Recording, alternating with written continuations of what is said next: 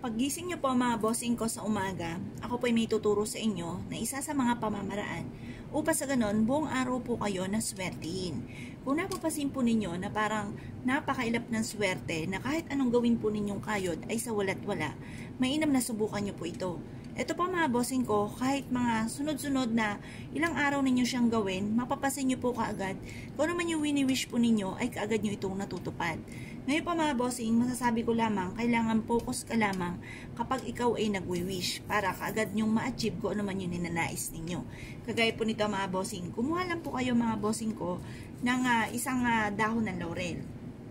Kagaya nito, may sulat na po siya, nakalagay dito long life. Ngayon pa mga bossing, mag-wish na po tayo na sa pamamagitan nito, bukod sa inyo pong pag-iingat, kayo po ay magkakaroon ng mahabang buhay, iaadya kayo kung saan lagi kayo ay suswertin. Pero pwede rin naman na isulat po natin dito, halimbawa 5 million or 5 billion, depende sa matagal nyo ng pinapangarap. Pero syempre, pag terrific yung inyo pong wishes, terrific din ang pagkayod. Syempre mga bossing, huwag nyo kakalimutan po yan. Ito ay sangkap lamang para po tayo ay maging matagumpay sa buhay. Ang numero 1 po niyan, sipag at tiyaga talaga. Pero kailangan po natin ng mga pang-attract ng swerte, mga bossing, kagaya po nitong aking pinapakitang ito, upang sa ganon, kasi ito po, marami ng patotoo ito sa akin. Marami na rin nagpatotoo na sila po yung sinuwerte po dito.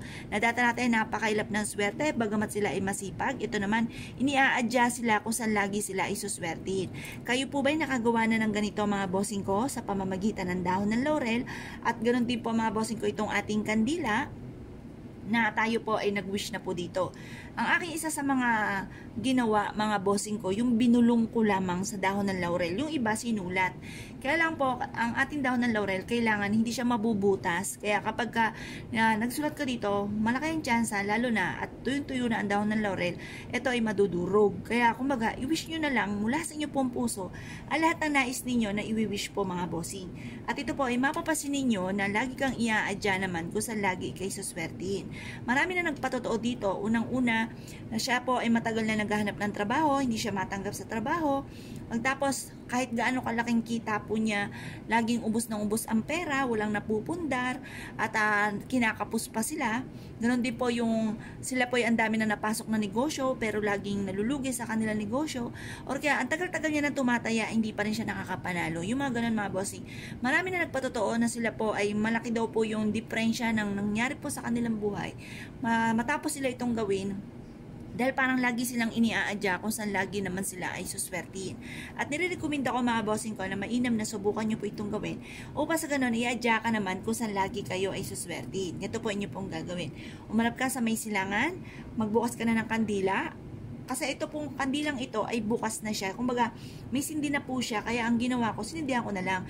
Pero kapag bago ang kandila po ninyo, ibubulong nyo muna ang inyong pong pangarap. Pagtapos, saka nyo po siya sisindihan. At saka nyo po siya itatayo ng maayos. Huwag po yung patumba-tumba kasi negative sa inyong patumba-tumba. Ngayon pa mga bossing, mag-wish ka po dito na magkaroon ako ng maraming pera. Siksik-liglig at umaapot, maraming blessing ang darating sa akin. Ngayong araw na ito ay magkakaroon ako ng malaking benta. Yayaman ako at magiging matagumpay sa buhay. Siksik-liglig at umaapaw at maraming blessing ang darating sa akin. Matutupad lahat ang aking mga pinapangarap, makakabayad ako sa aking mga pagkakautang, at siksik-liglig at umaapaw at maraming blessing ang darating. Basta paulit-ulitin nyo yung mga gusto nyo na maganap sa buhay po ninyo. Pagkatapos mga bossing, mas mainam na gumamit po kayo ng tweezer or kaya ay tiyan para hindi kayo mapaso. Kailangan maubos nyo po ang dahon ng laurel na papausok or pagsusunog mga bossing. Kung kayo po mga bossing ko ay naniniwala at nais po itong gawin, ay siya mga bossing, good luck po sa inyo po lahat.